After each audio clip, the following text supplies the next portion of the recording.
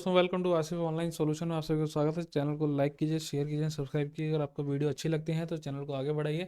आज मैं आपके लिए लेके आया हूँ दिल्ली पुलिस की होम गार्ड की वैकेंसी आ चुकी है, जो कि निकली है director general of home guard की, government of national capital territory of Delhi में। ठीक है, तो टोटल वैकेंसीज की हैं आपकी, जिसमें टोटल वैकेंसी निकली है, अच्छी खासी वैकेंसी इसमें आई है।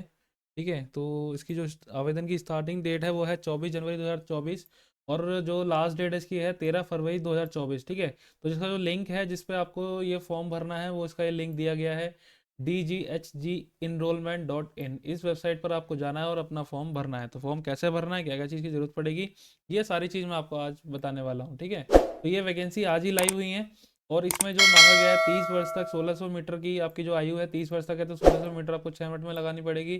30 से 40 वर्ष की आयु है तो 1600 मीटर 7 मिनट में लगानी पड़ेगी। 40 से 45 वर्ष की अगर आपकी आयु है तो 1600 मीटर की रेस आपको लगानी पड़ेगी 8 मिनट के अंदर। ये है महिलाओं के लिए, इसमें दिया गया है 30 वर्ष की उम्र है, आपको 1600 मीटर 8 मिनट के अंदर लगानी पड़ेगी, मतलब 2 मिनट का गैप इसमें दिया हुआ है।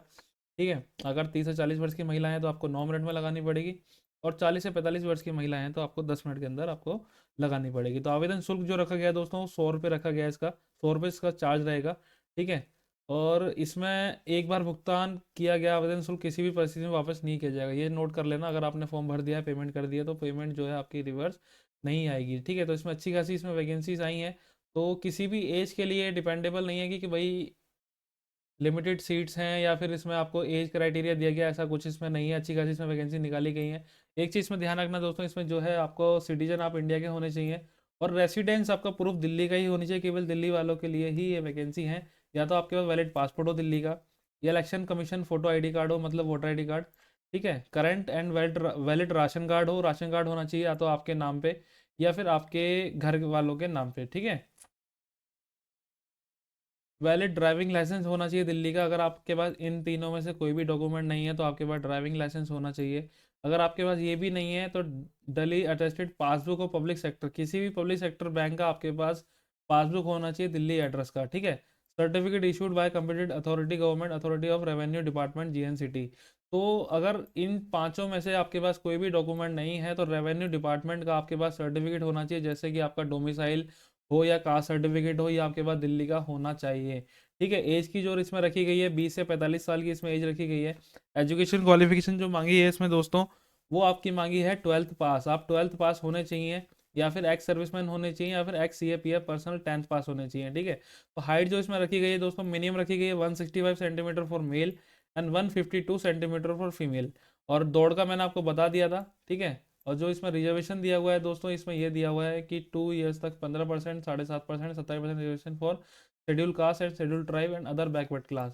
तो ये जो 15% का जो रहेगा वो रहेगा आपका SC के लिए, 7.5% रहेगा दोस्तों ST के लिए, और 27% का इसमें रिजर्वेशन जो रहेगा वो रहेगा आपका OBC के लिए। ठीक है, तो टोटल जो वैकेंसी इसमें दी हुई है दोस्तों, online application for enrolment of 10,285।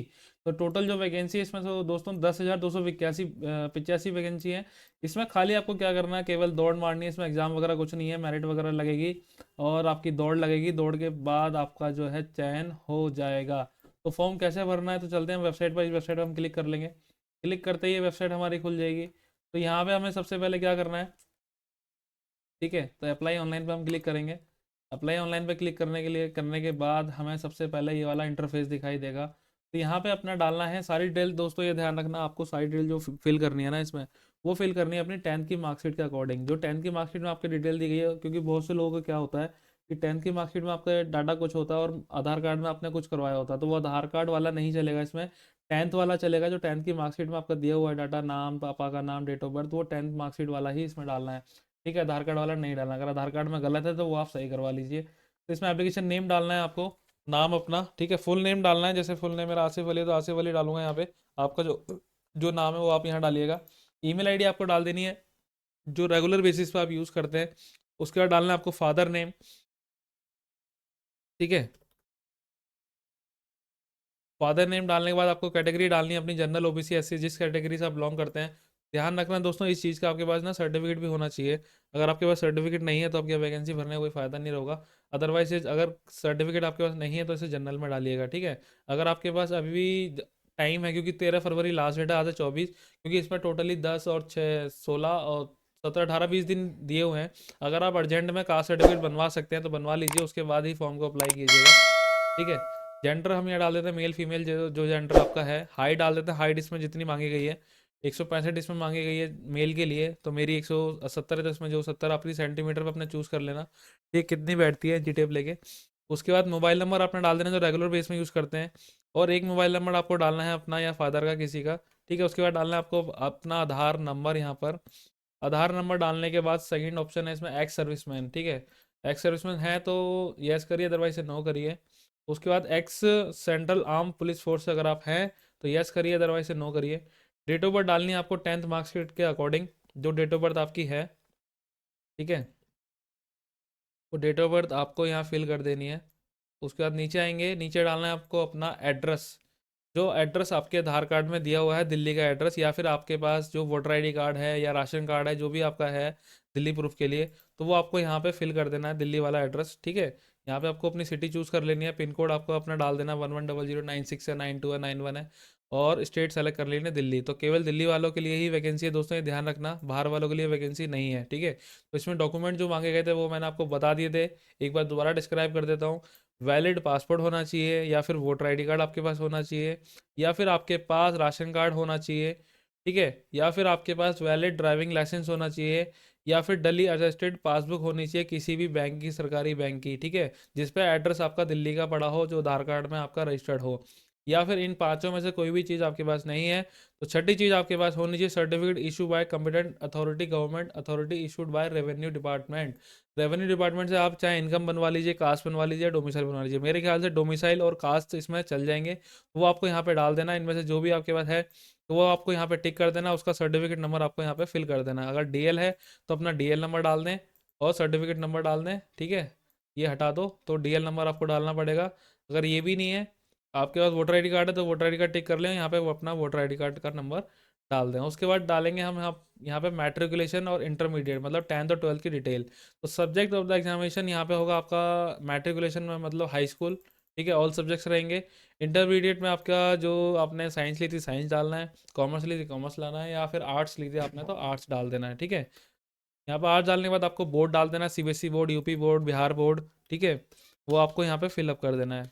Board डालने के बाद दोस्तों यहाँ पे रोल नंबर डालना है उसका 10th और 12th का। रोल नंबर डालने के बाद year of passing, year of passing कब आपने पास आउट करी थी। ठीक है। तो वो आपको यहाँ पे फिल कर देनी है। फिल करने के बाद दोस्तों यहाँ पे डालना है आपको परसेंटेज ऑफ मार्क्स, जितनी परसेंटेज आपकी आई है। परसेंटेज कैसे निकालते हैं वो मैं आपको बता देता हूँ। जैसे आपके 5 सब्जेक्ट के मार्क्स आए हैं 500, 500 में से आपके मार्क्स आए हैं 344।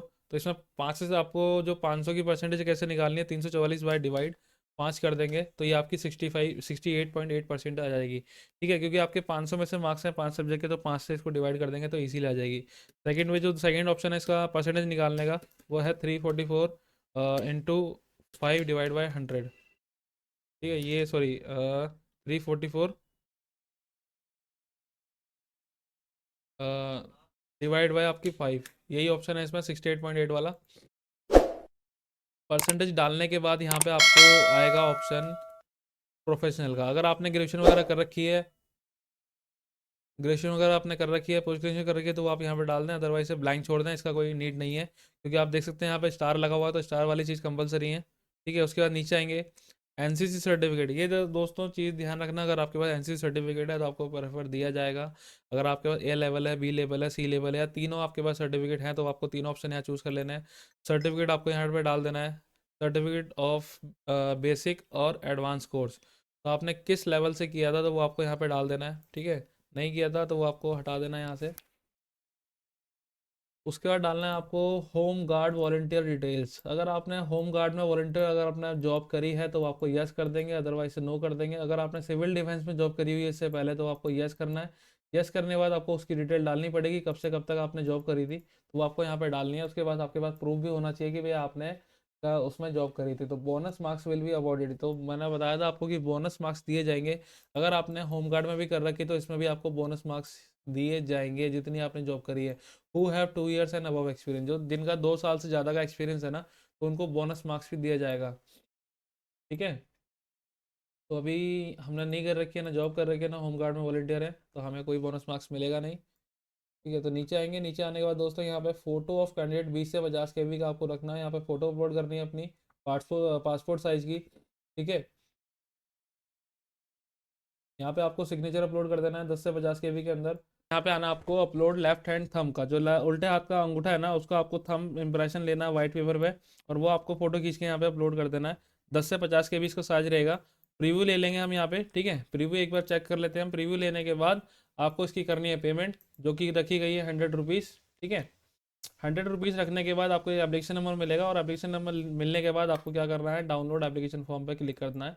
ठीक है, तो यहाँ पे आपको जो एप्लीकेशन नंबर मिला वो आपको डालना है, अपनी डिटेल पर डालनी है, लॉगिन करना है। तो आपको एक उसका प्रिंट आउट ले लेना हो, प्रिंट आउट लेके अपने पास सेव कर लेना है। ठीक है, वो फॉर्म आपका फिलअप जो कंप्लीट हो चुका है। अब आप आराम से बैठिए, वेट करिए कब तक इसकी मेरिट निकलती है, कब तक आपका दौड़ का नंबर आता है। वो आपको वेट करना पड़ेगा उसके लिए।